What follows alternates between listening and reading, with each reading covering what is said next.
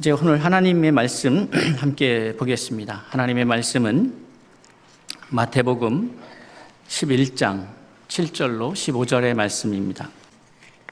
그들이 떠나매 예수께서 무리에게 요한에 대하여 말씀하시되 너희가 무엇을 보려고 광야에서 나갔더냐? 바람에 흔들리는 갈대냐? 그러면 너희가 무엇을 보려고 나갔더냐? 부드러운 옷 입은 사람이냐? 부드러운 옷을 입은 사람들은 왕궁에 있느니라. 그러면 너희가 어찌하여 나갔더냐? 선지자를 보기 위함이었더냐? 옳다. 내가 너희에게 이르노니 선지자보다 더 나은 자니라. 기록된 바 보라 내가 내 사자를 내 앞에 보내노니 그가 내 길을 내 앞에 준비하리라 하신 것이 이 사람에 대한 말씀이니라. 내가 진실로 너희에게 말하노니 여자가 낳은 자 중에 세례 요한보다 큰 이가 일어남이 없도다. 그러나 천국에서는 극히 작은 자라도 그보다 크니라. 세례 요한의 때부터 지금까지 천국은 침노를 당하나니 침노하는 자는 빼앗느니라. 모든 선지자와 율법이 예언한 것은 요한까지니 만일 너희가 즐겨 받을진대 오리라 한 엘리야가 곧 이 사람이니라. 귀 있는 자는 들을지어다. 아멘. 오늘 저에게 귀한 말씀을 전해주실 우리 교수님은 성결대학교 신학대학원 원장으로 지금 섬겨주고 계십니다. 학부는 서울대 건축학과를 나오시고 신약학을 전공하셔서 독일에 있는 하이델베르그 대학에서 PhD를 하시고 지금 성결대학교를 섬기고 계십니다. 참 귀한 교수님 모시고 우리가 여러분이 주신 그 귀한 헌금이 또 신학대학원에 잘 절단되어져서 많은 그 사람들에게 또 흘러갈 수 있기를, 많은 사람들에게 흘러가기에는 적은 액수지만 그러나 필요한 곳에 흘러갈 수 있기를 또 꿈꿔보고, 또 저도 내일 이제 아침에 체프를 인도하게 되어 있습니다. 그래서 우리 어려운 시대에 하나님의 사람들로서 사명 부르심을 받고 그 일을 준비하고 있는 분들에게 우리가 협력하여서 그들이 잘 세워져서 미래 세대의 이 교계와 이 나라와 이 민족 또 이 열방 가운데에 복음 들고 나아가는 그 귀한 일을 잘 감당할 수 있기를 위해서 우리는 또 우리의 현 자리에서 그 마음을 위하여 기도하고 함께 모아서 또 협력할 수 있는 일은 협력했으면 하는 마음이 있습니다. 오늘 또 준비하신 말씀으로 저에게 도전하실 때에 큰 깨달음이 있기를 바라고, 이제 교수님 나오셔서 여운으로 살아가기 라는 말씀의 제목으로 귀한 말씀 증거해 주시겠습니다. 우리 박수로 영광 돌리며 환영하겠습니다.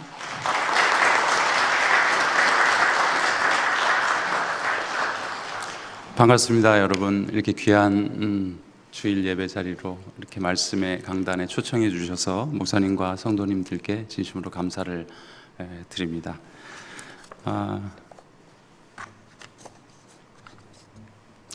오늘은 여운으로 살아가기라는 제목으로 하나님의 말씀을 좀 나누고자 합니다. 여러분이나 저는 아마도 가정에서 또 교회에서 다음 세대를 위해 기도하고 양육하는 이 귀한 일들을 맡아서 잘 감당하고 있는 줄 압니다. 게다가 저는 여러분들 가운데서도 선생님의 역할을 하시는 분이 계시지만 저도 역시 학교에서도 청년들을 교육하는 그런 일을 하고 있습니다. 한 시대를 마감하고 다음 시대를 준비하는 일은 결국 청년을 키우는 일이기 때문에 이 일은 참 의미 있는 일입니다. 여러분의 자녀를, 이제 청장년이 된 자녀들을 세우는 일이나 학교에서 다음 세대를 세우는 이 일은 정말 우리가 신명을 다 바쳐서 해야 될 일이라고 믿고 또 그렇게 하나님 앞에 감당하고 있습니다. 청년들의 눈빛을 보면 늘 가슴이 뭉클하지 않습니까? 그것은 아마 그 눈에 새로운 시대가 들어있기 때문일 것입니다. 그러나 아직 완숙하지 않은 채로 존재합니다. 그래서 우리 사회에서 일어나는 대참사들은 다 피워보지도 못한 인생이 있기 때문에 너무너무 안타깝습니다. 아니 애통하지 않을 수가 없습니다. 그제 수업 시간에 화요일 날 제 신학대학원생들 딱 그 나이인데 들어와서 굉장히 반갑더라고요, 정말. 그래서 내가 그냥 마음에 있는 말을 어쨌든 살아 있어줘서 고맙다 이렇게 이야기를 했습니다. 진심이고요. 교회가 그들을 더 좋은 길, 진리의 길, 의로운 길로 인도해서 생명의 꽃을 피워야 하는 것인데, 이런 생각을 하면 참 무거운 책임감을 느낍니다. 오늘 말씀은 좀 이렇게 밝고 희망찬 이야기보다는 그 희망의 깊이를 우리가 좀 더 깊은 곳에서 끌어올려 봤으면 좋겠습니다. 그래서 오늘 여운으로 살아가기라는 이 제목을 가지고 말씀을 나누려고 합니다. 특별히 충신교회에서 다음 세대, 이제 지금 목회자들이 굉장히 어려운 상황에 있습니다. 특히 다음 세대 목회자들은 정말 이 현장에서 느끼는 제 체감은 이따가 나중에 좀 말씀드리겠습니다만 굉장히 어려운 그런 시대에 목사님과 또 그리고 충신교회가 마음을 모아 주셔서 이렇게 귀한 그 사랑을 전해 주셔서 제가 오늘 말씀 초청해 주셔서 그냥 선뜻 무조건 가겠습니다. 성도님들 한번 뵙고 인사도 좀 나누고 싶었고 마음도 함께 나누고 싶었습니다. 사실 여기 앉아 계신 분들 상당수가 지금 60대 혹은 70대 다음 세대를 어떤 형식으로든 가정에서든 우리가 다음 세대를 양육하는 이 책임을 가지고 있기 때문에 오늘의 메시지는 어떻게 보면 어른된 우리 그 세대가 어떻게 살아가야 할까를 오늘 이 말씀을 통해서 함께 나누고, 또 우리 다음 세대 청년들에게는 그 저희들의 마음이 좀 전달되어서 정말 하나님의 나라의 그 꿈을 잃어버리지 않고 살아가는 마음으로 오늘 말씀에 하나님께서 은혜를 부어주시기를 바랍니다. 새로운 시대가 동터오는 시기를 여명의 시대라고 그렇게 말합니다. 그 시대를 보는 것만으로도 감동과 설렘입니다. 그 시대에 들어가지 못해도 그것을 멀리서 보는 기쁨으로 만족한다 해도 기쁠 것 같습니다. 왜냐하면 그 시대는 우리 아들, 딸들이 살아갈 시대이기 때문입니다. 그러나 그 여명의 시대가 열리기 위해서는 늘 뼈저린 고통과 산고가 필요합니다. 그 여명의 시대가 열릴 때 어떤 특징들이, 어떤 현상들이 나타날까? 여명이라는 말과 잘 어울리는 말이 이제 여운입니다. 여운이라는 말은 아직 가시지 않고 남아있는 소리라고 하겠습니다. 뭔가 다 한 것 같으면서도 다 하지 않고, 사라진 것 같으면서도 다 사라지지 않는 그런 소리. 그래서 모든 것이 끝난 것 같으나 새로운 메아리를 일으킬 수 있는 소리, 그것을 여운이라고 하겠습니다. 느낌입니다. 그런 어떤 힘입니다. 여운이 남아있는 자리, 그것을 우리는 보통 여백이라고도 또 말할 수 있습니다. 여러분, 새로운 시대는 이 여백의 시 공간에서 일어나지 텅 빈 진공에서 일어나는 법이 없습니다. 그래서 여명의 시대는 공백에서 시작되지 않습니다. 새 시대의 여명 앞에는 반드시 옛 시대의 여운이 남아있는 법입니다. 세례 요한을 보면 참 진지한 청년 아닙니까? 그를 보면 여운과 같은 사람이었구나 하는 생각이 듭니다. 그래서 성경은 그를 광야의 소리라고 하지 않습니까? 이 소리라고 하는 것은 하늘에 대고 하던 땅에 대고 하던 항상 여운이 남는 법입니다. 그래서 메아리로 남습니다. 이 메아리는 또 다른 소리를 불러일으키는 힘, 그 힘이 남아서 번져 나갈 수 있는 것 같아요. 세례 요한은 예루살렘의 성전이 아닌 유다 광야에서 활동하는 인물이었습니다. 그는 엘리트 제사장 그룹이 아니라 그 사회의 주변인으로 살아갔습니다.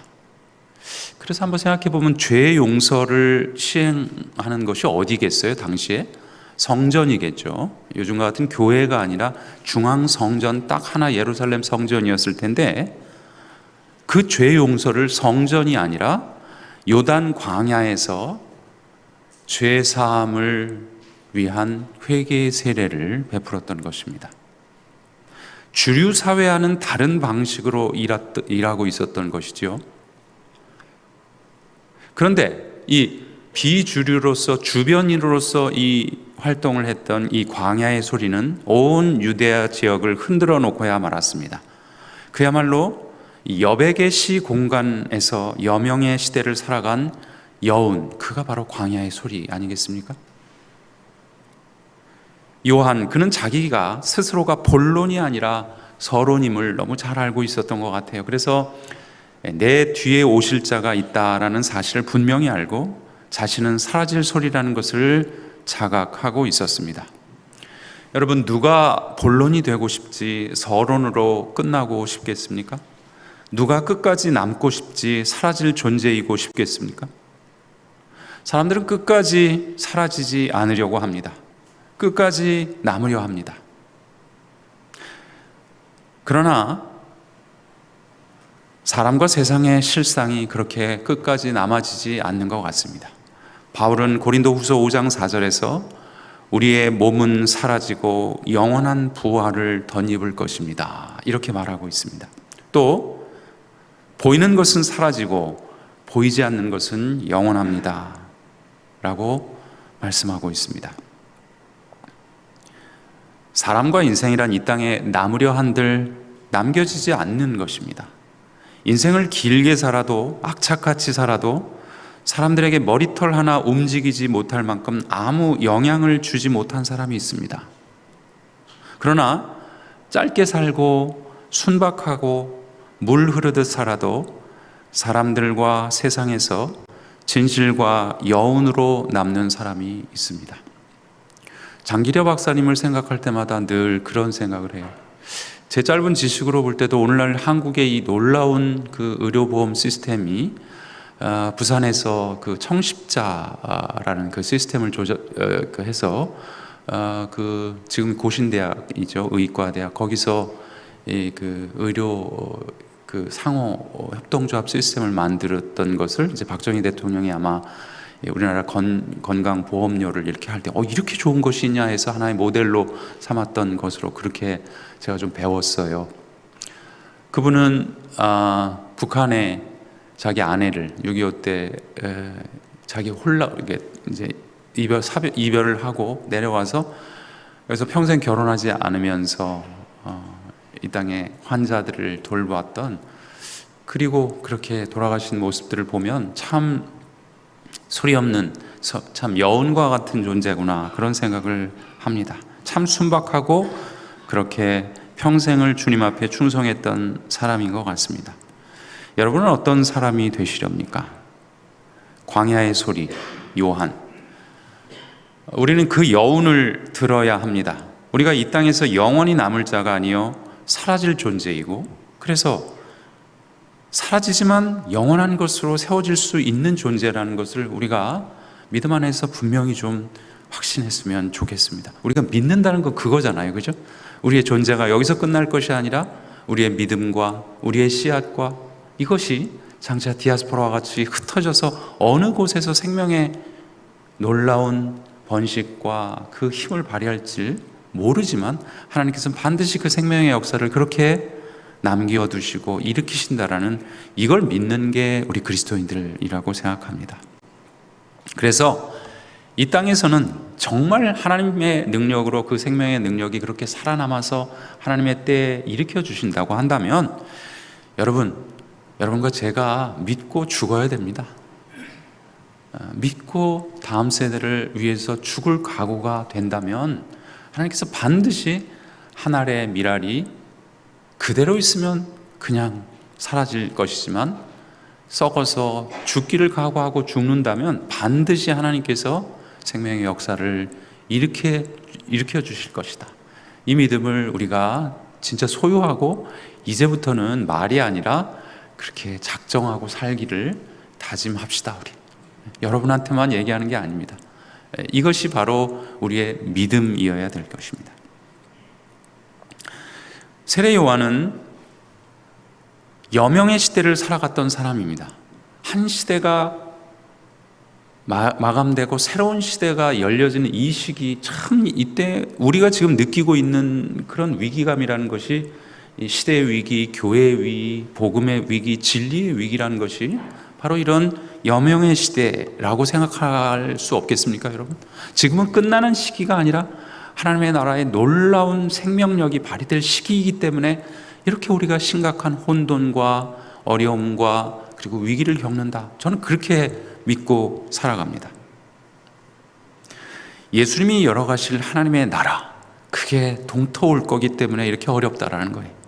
그게 세례 요한이 여명의 시대를 살아갔다라는 겁니다. 이거 믿음이 꼭 필요합니다.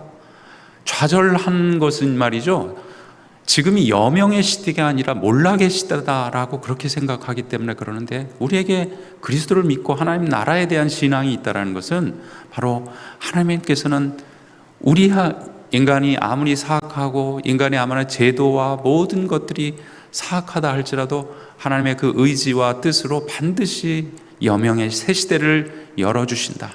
이게 그리스도인들의 믿음이요 삶이라고 믿습니다. 근데 여운이 있어야 이 여명이 밝아올 수 있다는 거예요. 요한이 여운으로 남아 어떤 것이 설 수 있었고 또 결국 세워졌습니까? 그의 소리를 들어보면 알 수 있습니다. 그가 회개하라, 천국이 가까웠다. 그렇습니다, 여러분. 하나님의 나라가 가까우고 있었습니다. 세워지고 있었습니다. 또 다른 한편으로 세례 요한은 다가올 하나님 나라가 자신의 시대보다는 더 강하고 위대한 질서에 속함을 예감했었습니다. 그래서 내 뒤에 오실 자는 나보다 더 강한 자다라고 말했습니다. 사실 그는 분명 옛 시대에 속한 사람이었습니다. 그래서 예수님은 요한의 시대와 하나님의 나라의 시작을 이렇게 비유를 하고 있죠. 여자가 낳은 자 중에 세례 요한보다 더 큰 자가 일어남이 없도다. 그러나 천국에서는 극히 작은 자라도 요한보다 크다라는 거예요. 그러니까 요한이 옛시대의 모든 예언자보다 더 우월하기는 하지만 하나님의 새로운 다스림이 시작되는 이 하나님의 나라, 그 앞에서는 쓰러질 여운이라는 말입니다. 하나님의 나라는 새로운 힘이 압도하는 질서입니다. 그게 역사의 진리입니다. 그것이 우리가 성경을 통해서 믿고 있는 바입니다. 마태복음 11장 12절에 세례 요한의 때부터 지금까지 천국은 침노당하고 있다라고 그렇게 했는데, 이게 참 번역이 어려운데 폭행당하고 있다 이런 뜻이에요. 힘을 써서 빼앗는 자가 결국은 빼앗느니라. 이렇게 하나님의 나라 여명의 시대가 동터올 때는 더욱더 이렇게 힘들이 서로 부딪힐 수밖에 없다라는 것입니다. 여기서 중요한 것은 옛 시대와 새 시대가 충돌하는 공간입니다. 이 시공간이 진공으로 남아서는 안 되겠다라는 것입니다. 빈 것으로 방치된 시공간은 항상 악과 어둠이 먼저 점유해 버리기 때문입니다. 여러분, 예수님이 이런 비유를 드셨습니다. 사탄이 들린 사람에게서 귀신이 쫓겨나갔다. 그런데 더 센 사탄이 두루 다니다가 그 빈 곳을 보고 그 사람에게 들어가니 그 상태가 더 심해졌다. 서울대 미생물 학자이셨죠. 천종식 교수가 쓴 고마운 미생물, 얄미운 미생물이라는 책을 예전에 좀 읽어본 적이 있습니다. 거기서 우리 몸에는 세균이 어느 정도 있는 것이 정상이다. 그게 정상이라는 거예요. 세균이 없다는 것은 이제 비정상이라는 겁니다. 예를 들면 입속을 잘 닦아내지 않으면 입냄새가 굉장히 많이 나는데, 그렇다고 입속의 세균을 다 박멸해낸다면 오히려 그 자리에 칸디다균 같이 더 강하고 나쁜 세균이 들어와서 잇몸이 심하게 상처를 받게 된다는 겁니다. 자연의 이치나 영적인 이치가 일치하지 않습니까, 여러분? 그러니까 여명의 시대에는 두 가지 특징이 있다는 것입니다. 하나는 여명이 밝아오기 위해서는 파괴와 단절 속에 항상 여운이 있어야 한다는 것이고, 둘째는 일단 여명이 밝아오면 악과 선의 경쟁이 시작된다는 것입니다. 그리스도인으로서 우리는 지금 새 시대를 진심으로 믿음으로 고백하고 또 고대하고 있습니까? 그렇다면 우리가 살고 있는 지금의 이 시 공간을 여러분과 나의 삶의 여운으로 채워 나가야 합니다. 이 일은 여러분, 이게 참 여운이라는 말이 참 우리 가슴에 남는데, 우리가 그냥 몸 바치지 않아도, 몸 바쳐 죽지 않아도 사실은 여력으로도 할 수 있어요. 나는 그렇게 믿습니다. 여러분한테 제가 무슨 지금 주님을 위해서 주어라, 하나님 나라를 위해서 다 재산을 팔아라 그러면 하실 수 있습니까? 그렇게 부담스러운 얘기 하지 말고, 자기도 할지 못하면서 그런 얘기 설교하면 안 된다고 생각해요. 여러분과 저는 남은 여력으로도 이 여운으로 남아 있을 수 있습니다. 저는 그렇게 믿습니다. 내가 무슨 큰 일을 못해도 이 삶의 시 공간을 내가 지키고 진리의 지식과 믿음과 그리고 진실함으로 지켜낼 수 있습니다. 왜냐하면 새로운 시대가 열리는 것은 결국 하나님의 주권에 속한 것을 여러분 믿습니까? 그게 하나님의 나라입니다. 우리가 이것을 막 만들고 조직하고 이제 그렇게 교회나 생명의 역사가 그렇게 되는 게 아니지 않습니까? 그죠? 물 흐르듯 내 삶의 자리에서 그 삶의 자리에 하나님께서 주신 생명의 능력을 보존하고 지켜나가는 것을 온전히 할 때 그 여백의 시 공간에서 하나님의 역사가 일어날, 그걸 믿는 게 그리스도인이에요. 우리는 다만 하나님의 나라와 의를 위하여 구하고 그리고 그 삶의 자리를 지키며 우리의 생명이 닳도록 거기서 진실을 지켜나갈 때, 믿음을 지켜나가면 결과는 하나님께서 하나님의 능력으로 만들어 주실 것으로 믿으며 살아나가야 하겠습니다. 여러분, 이게 우리의 믿음 아닙니까? 힘을 내십시오. 하나님의 나라가 능력으로, 생명의 능력은 결코 세상의 힘이 누를 수 없는 그 능력 아닙니까? 한국교회도 지금 이런 상태라고 봅니다. 지금은 새로운 형태의 신앙과 새로운 형태의 교회가 오고 있습니다. 이 이야기를 저는 입만 열면 막 이렇게 하고 싶은데 지금 시간 관계상 못하지만 여러분 느낄 수 있을 거예요. 지금은 이제 옛 시대가 가고 새로운 시대의 형태가 오고 있습니다. 그래서 이런 진통이 있지 않겠습니까? 그러니 누군가는 여기에 여운으로 남아야 한다는 말입니다. 선한 뜻과 의지를 가진 그리스도인들이 이 여백을 어떻게 살까요? 기쁨으로 좀 살아가자고요. 우울함으로 살지 않고 기쁨으로 살아가요. 여러분, 예수님의 비유가 참 놀랍지 않습니까? 세례 요한의 제자들은 금식하는데 니네들은 왜 금식하지 않냐고 트집을 잡는 바리새인과 서기관들한테 예수님께서 딱 한마디 말씀하시는 게 뭐죠? 장례식장에 가가지고, 결혼식장에 가가지고 우는 거 아니야, 그 얘기예요. 결혼식장에 가서 웬 자매가 결혼하는데 거기서 슬퍼하면 어떻게 되겠어요? 저 남자하고 옛날에 무슨 썸 타다가 잘못됐나 보구나, 이렇게 생각하지 않겠어요?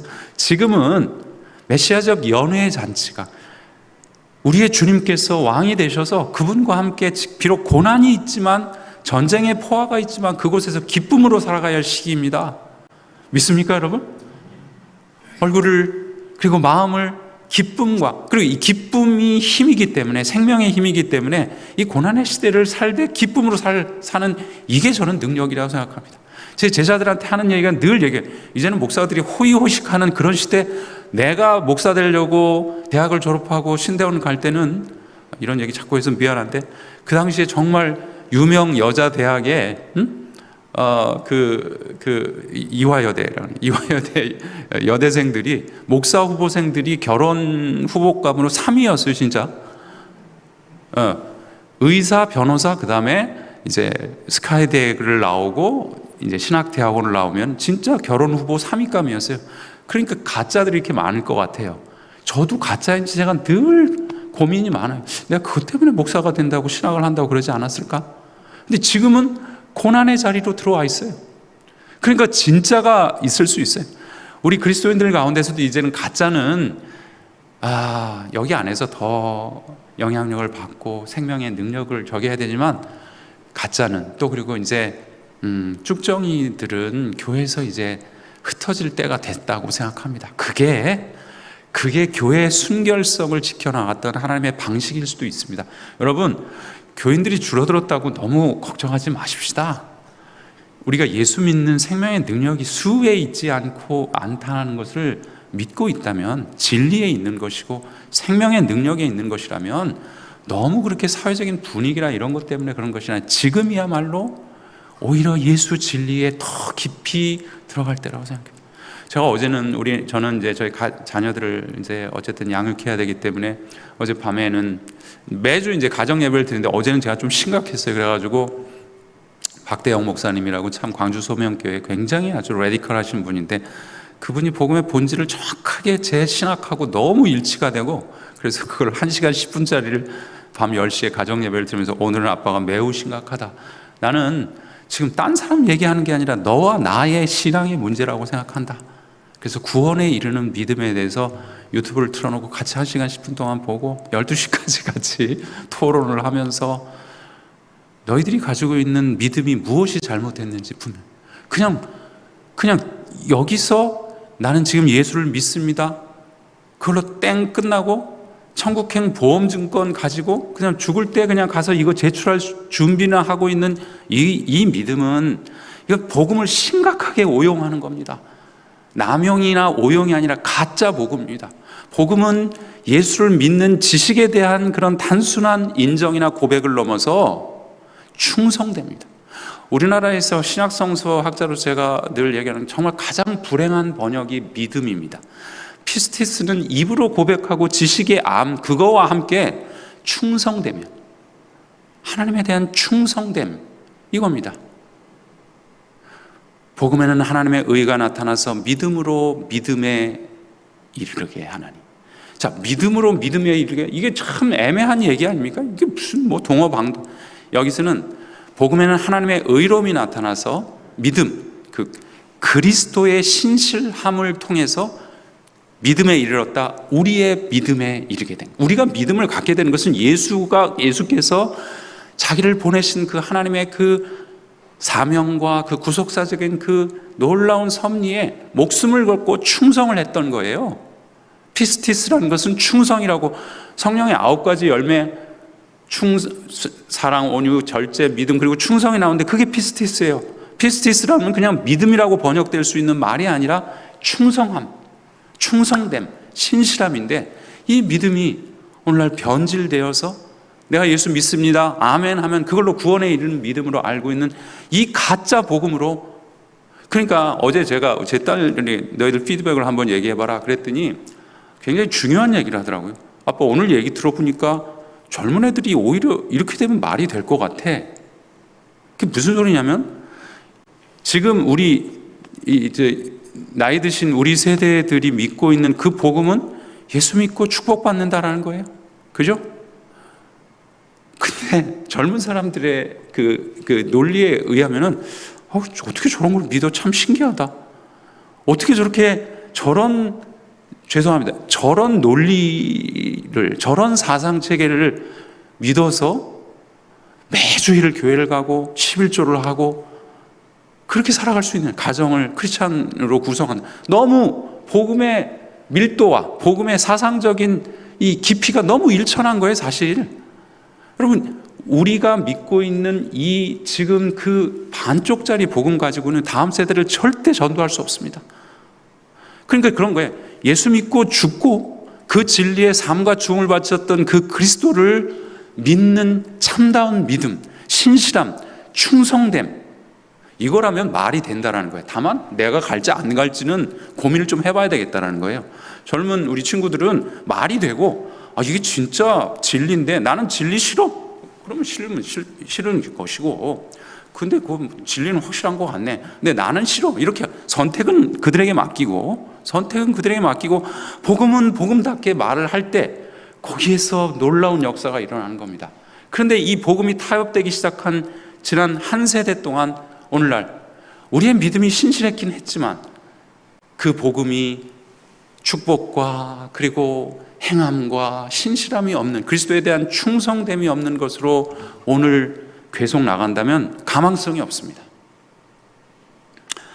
제가 너무 갑자기 원고에 없는 좀 심각해서 저는 요즘 좀 심각해서 그렇게 됐습니다. 어쨌든 마침내 우리가 겪고 있는 이 기독교의 위기를 돌파할 수 있는 것은 복음에 대한 진정성 있는 것, 진리에 대한 충성도,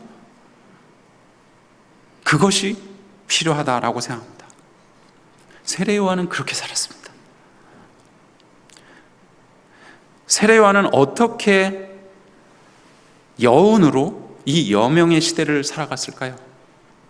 그는 본질에 닿는 한 가지 일을 자신의 방식으로 했습니다. 본질에 닿는 한 가지 일을 자신의 방식으로. 그건 회개의 세례를 일일이 직접 사람에게 베푸는 방식이었습니다. 그는 유대 광야에서 이스라엘 사람에게 회개하라고 외치며 대중들 앞에 등장하자 사람들은 광야.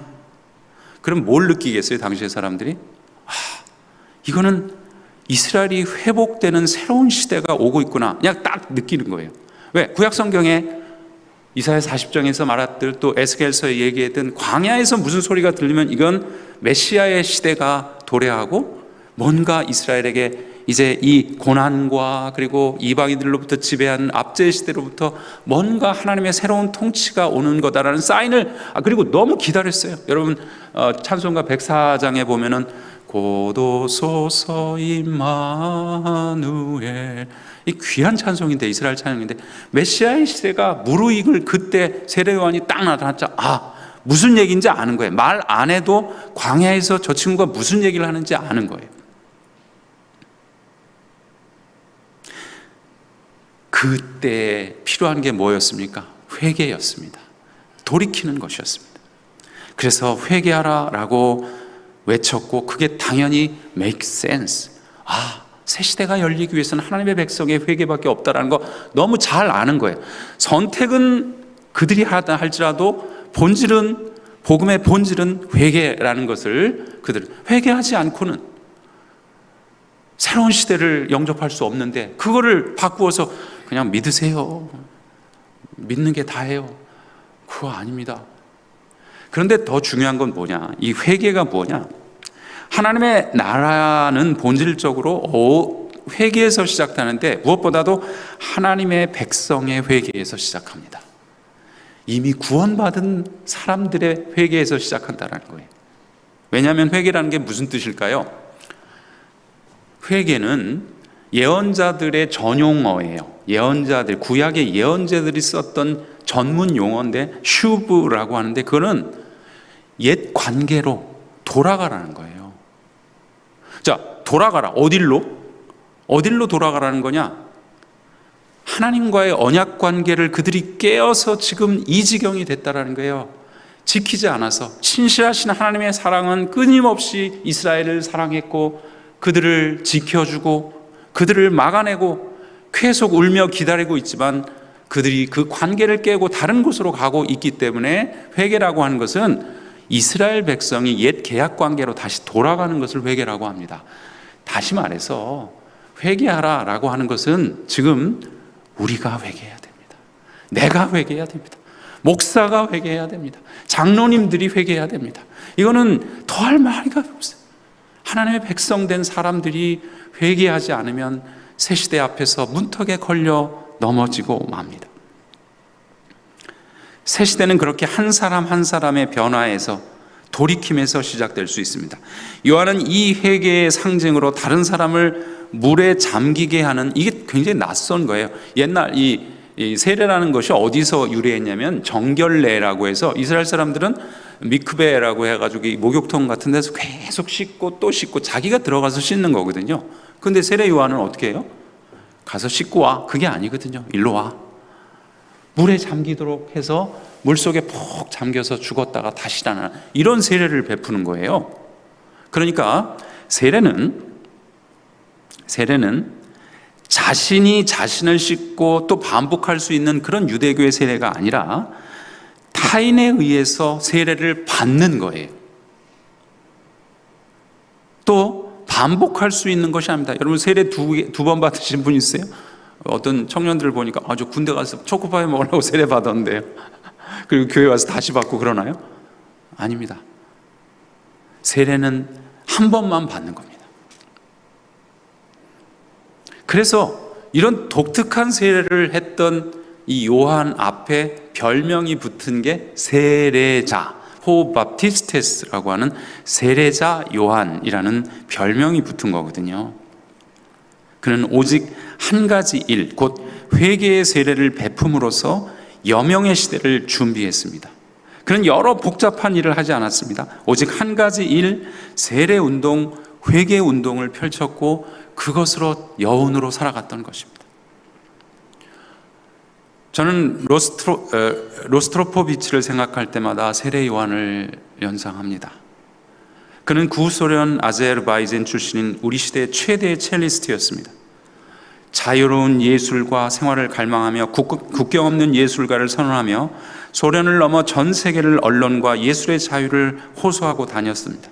1974년 그는 가족들과 함께 미국으로 망명 생활을 하면서 반정부적 언행을 했다 하여 78년에는 소련 시민권까지 박탈됩니다. 하지만 어렵게 얻은 자유로 오히려 전 세계를 돌며 마음껏 음악 활동을 하게 됩니다. 1989년 로스트로포비치는 전 세계의 주목을 받는 첫 번째 사건을 일으킵니다. 그는 베를린 장벽 앞에 호련히 나타나 의자 하나를 들고 그 광장 앞에 세우고는 독일 군중들이 보는 앞에서 연주를 시작했습니다. 그 모습은 순식간에 세계 뉴스를 장식했습니다. 바흐의 무반주 첼로 모음곡, 민주주의와 공산주의의 경계 베를린 장벽 한복판에서 바흐를 연주하다. 그의 묵직한 연주는 음악을 향한 열정과 자유를 향한 외침이 되어 전 세계의 뉴스를 타고 흘러가기 시작했습니다. 이 연주를 듣고 있던 독일 사람들은 무엇인가 홀린 듯 움직이기 시작했습니다.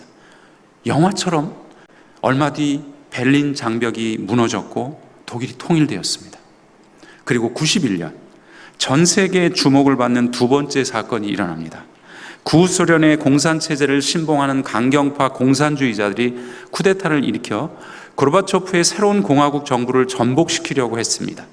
그는 쿠데타에 반대하여 러시아 의사당 건물에서 군인들과 전 세계를 향하여 바흐의 무반주 모음곡을 다시 연주하기 시작합니다.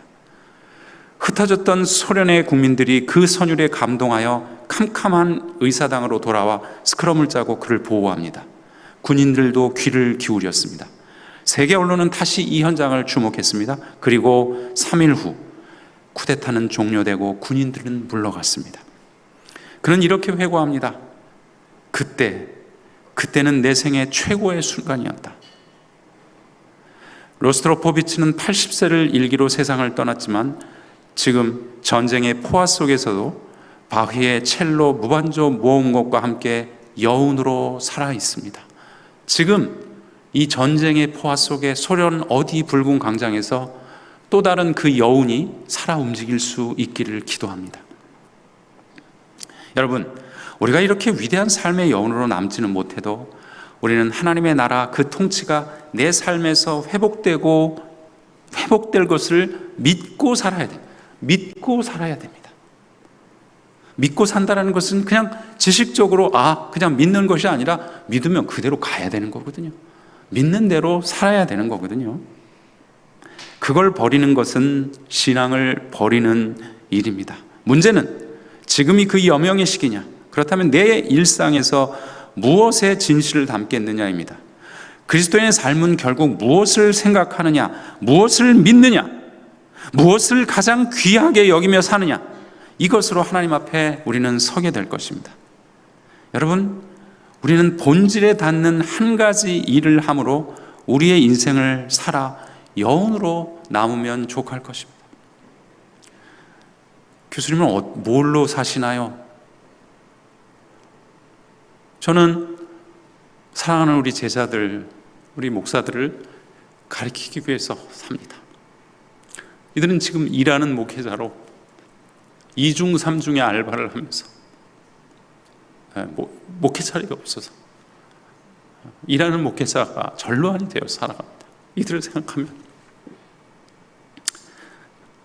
너무 죄스러운 거예요. 너무 미안하고. 이 선생된 자로서 그 발전하고 꿈이 보였던 30년 전 내가 목사가 되기를 결정할 때하고는 다르게 이들에겐 보이는 게 없는 거예요. 그러니까 보이는 대로 즐길 수밖에 없고 돈이 모든 것이라고 하는 이 세대를 살아가고 있어요.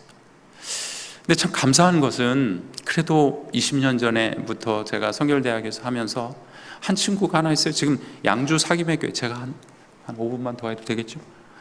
양주 사김의 교회 강정규 목사라고 제가 요즘 아주 가는 곳곳마다 참 자랑을 하고 다니는데요. 이 친구는 목사의 아들로 이렇게 태어나서 신학교를 들어오긴 왔어요. 그죠? 들어왔는데 들어와가지고 뭐 자기는 정말 믿음은 있는데 자기에게 어렸을 적부터 의문이 있었대요. 아니 예수 믿고 천국 가면 지금 죽는 게 좋지 않나? 도대체 이 생에 무슨 의미가 있는 거야? 굉장히 회의주의자가 됐던 거예요. 그래서 이 친구가 제가 요즘은 우리 목회 특강이라는 것을 개설을 이번에 해서 현장에 있는 우리 제자들을 좀 불러서, 제자들이 벌써 40살이 됐는데 이제 전문가들이 됐죠. 그래서 좀 성공적인 목회 아니면 실패하는 목회자들을 불러서 지금 30대 우리 청년들과 쉐어링을 하고 강의를 하는데 저보다 강의를 더 잘합니다. 진심으로. 와서 얘기를 하는데 나도 잘 몰랐죠. 이 강의를 하는데 들어보니까 자기는 신학교 들어와가지고 정말 그런 비관주의적으로 뭐 재미도 없고 인생이 별 재미도 없고 군대 갔다가 왔는데 이제 저를 만난 거예요. 저를 만나가지고 하나님 나라에 대한 신학을 배웠는데 정말 눈을 동그랗게 이렇게 뜨고 배우더라고요. 그러면서 지난번에 특강을 와서 하는데 그때 박정수 교수님이 하나님 나라의 신학을 내게 명확하게 가르쳐 주지 않았더라면 오늘 제가 있을 수 없었다라고 얘기를 하더라고요. 내가 그 말을 듣고 인생 헛산 게 아니구나. 그리고 앞으로 이렇게 살면 되겠다. 이런 생각을 더 확신이 했는데 이 귀한 목사님이요. 여러분, 이분은 아버지가 목사님인데 여기 의왕에 있는 그 본교단의 목사님인데 교회 장로님들도 교회도 그렇고 다 후임으로 와달라고 딱 하는 거예요. 그런데 교회 승계를 포기했습니다. 자신의 가진 것을 내려놓는 것이 기독교 복음의 본질이고 그것이 바로 충성됨인 믿음인데 그럴 수 없다. 교회 승계를 포기하고 5년 전에 그 이중직 목회, 일하는 목회자로서 스타디 카페를 운영을 하면서 이게 코로나 때문에 사실 코로나 직전에 개척을 했는데 교인들이 굉장히 떠도는 프로틴 크리스천들이 굉장히 많은 거예요. 유목민들이 가나안 성도라고 보통 그러지 않습니까? 이런 성도들이 너무 떠도는 교인들이 정말 하나님 나라의 복음을 듣고 진지한 사람들이 꽤 많더래요.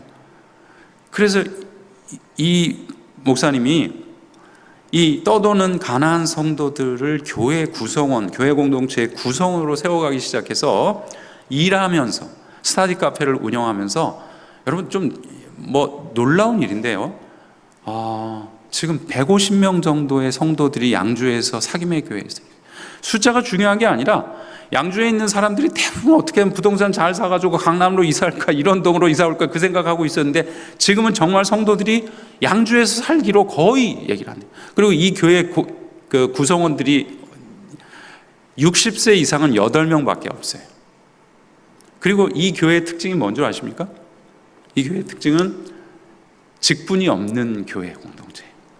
그러니까 목사가 이중직 일하면서 목회직을 그렇게 유지를 하면서 그런 얘기를 하더라고요. 참 감동이 되는데 10명 정도의 성도가 됐을 때 자기가 그런 생각을 했대요. 스타디 카페 계속하면서 내가 이 10명을 위해서 진짜 평생 이렇게 일하면서 살아도 좋겠다. 일하면서 이들을 섬기고 그리고 교회를 세워가도 나는 좋겠다. 놀라운 일 아닙니까? 그게 자신의 삶의 소명이고 부름이기 때문에. 그래서 지금은요, 이 대한교회가 모델 교회로 만들어지고 있어요. 그래서 한교총에서도 저기에서도 그렇고 다들 지금 유튜브에 한번 들어가 보세요. 근데 정말 내용이 실해요. 새신자들 이렇게 해가지고 그 카페에서 이렇게 사진을 찍은 모습을 보는데 강의를 듣는 한 40명 우리 그 제자들이 그 사진을 탁 띄워주니까 그 그 옥상에다가 새가족 초천 그 파티를 하는 불을 쫙 켜고 여기를 보면서 사진을 딱 찍었는데 그 표정들이 생명이 바로 그런 거다 이런 생각이 들었어요. 아, 교회가 저렇게 밝을 수 있구나.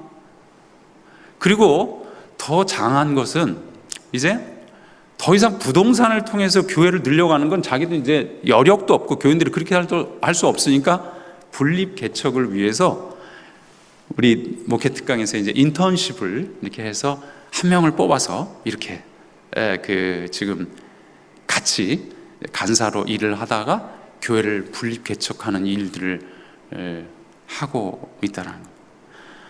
또 한 가지 특징은 코로나가 진행되는 가운데서 미국의 무슨 뭐 때문에 이렇게 갔나 봐요. 근데 거기서 코로나가 걸렸네. 그래서 이제 3주 동안 거기서 못 왔는데 그 3주 동안 전도사님도 한 분 없고 딱 목사 한 사람이 있는 교회에서 3주 동안 여름 수련회, 뭐 외부 특강 이런 것들이 그대로 아무 문제 없이 그냥 교회가 잘 굴러가고 있어요. 여러분, 저도 목사고 우리 이충동 목사님도 목사지만 이제는 다음 시대는 목사에게만 의존하는 신앙 그거 아닙니다. 여러분이 진리의 지식에 충성돼서 심지어 내가 목사가 아니고 집사가 될 수도 있는 거예요. 다 임기 끝나고 70대에서 내가 집사가 될 수도 있는 거고, 그 얘기는 거꾸로 얘기하면 여러분도 목사 정도의 충성됨을 갖지 않으면 안 된다라는 겁니다. 그죠? 먹고 사는 문제, 이것은 비본질적인 문제고 여러분과 내가 그리스도를 향한 충성됨을 동일한, 나는 성직자고 여러분 평신도고 그거는 가톨릭에서는 하는 얘기입니다. 여러분의 믿음과 내 믿음은 충성도에 있어서 양은 다를지 몰라도 질에 있어서는 같아야 되는 겁니다. 자, 그렇습니다. 이제 말씀을 마칩시다. 여러분, 어쨌든 제가 무슨 얘기를 하다 여기까지 왔냐면 저는 이 일을 계속 할 겁니다. 사랑하는 제자들 가만히 보니까 AS 하는 게 제 그 사명인 것 같아요. 그리고 이 일은 보통 일이 아닙니다. 여러분의 자녀들 지금 AS 하시기 굉장히 힘드시죠? 그죠? 애도 봐줘야 되죠. 그 얼마나 그 뼈 빠지게 그 키웠는데 지금 또 이제 70이 다서 이제 손주까지 봐주면서 그렇게 안 하면 도대체 이 아이들이 사회에서 번듯이 살아갈 수 없는 이 시대를 살아가고 있습니다. 그러면 여러분과 제가 어떻게 해야 되겠습니까? 제가 이렇게 젊어 보여도 이제 저의 아이가 벌써 32살이고 저는 이제 60이랍니다. 그 이제 여운으로 살아가는 것은 이제까지 내가 해왔던 이 일, 이건 본질에 닿는 일이에요. 교회를 교회되게 하는 일이 제 신학이고 또 그리고 제 삶이고 이제까지 왔다면 이 일 한 가지를 계속해야 될 것이고 어떤 방식으로든, 그리고 교회 형태가 매우 새롭게 일구어진 이때 창의적인 방식으로 크리스찬 공동체, 성도 공동체, 교회 공동체의 교회됨을 위해서 남은 생을 진짜 살아볼까 합니다. 저만 이렇게 하면 안 되고요. 그러면 여러분 늘 평신도고 나는 성직자인데 난 성직자 아닙니다. 우리는 목회자입니다. 목회자입니다. 여러분과 목사님은 근본적으로 충성도에 있어서 질적으로 차이가 없다. 이것이 프로테스탄티즘이라고 합니다. 말씀을 마치겠습니다. 여러분께서 참 꼭 한마디 드리면, 어쨌든 신대원생들이 많이 줄어들고 있지만 아직도 진지한 목회자 준비생들이 잘 자라고 있고, 다른 학교에서는 모르겠지만 어쨌든 신대원장으로 제가 있는 한 여러분 제가 이 아이들을 사랑하겠습니다. 내가 그거 하나만은 분명히 어떤 형식으로든지 이 목회자들을 바르게 양육하기 위해서 제가 노력하겠습니다. 여러분의 사랑에 너무 감사드리고요. 여러분 어떤 여운으로 살아가셨습니까? 저와 여러분 다음 세대와 젊은이들을 섬기는 자로 부름을 받았습니다. 이 젊은 청년들, 특별히 목회자가 될 신학대학원생들을 귀하게 여겨주십시오. 부족합니다. 제가 볼 때도. 하지만 그들은 이 돈이 지배하는 세계에서 하나님의 나라를 위해 돈 버는 삶을 포기한 젊은이들입니다. 이게 얼마나 큰 줄 아시죠? 뼈저리게 느끼시죠? 그렇습니다. 그럼 그것만으로도 존중받아야 돼요. 한 교회의 영적인 수준은 신학대학원생들, 목회자가 될 후보생들을 여러분 귀하게 여겨주세요. 귀한 분들입니다. 부족하지만 그들의 하나님의 나라가 심겨져 있기 때문입니다. 그들의 헌신으로 하나님의 나라는 동토올 것을 나는 믿습니다. 여러분의 신앙과 삶의 열정을 힘껏 발휘해 주셔서 그들과 함께, 여러분의 다음 세대들과 함께 충신교회에서 우리 함께 여운을 남기는 삶으로, 여운으로 이렇게 살아가는 우리 성도들, 또 그 여운을 바라보면서 거기에서 힘과 또 그리고 소망과 사랑을 느끼고 다음 세대들, 우리 청년들 능력으로 그 그리스도의 놀라운 진리 앞에 충성스럽게 살아가는 우리 모든 성도들 되시기를 주의 이름으로 축원합니다.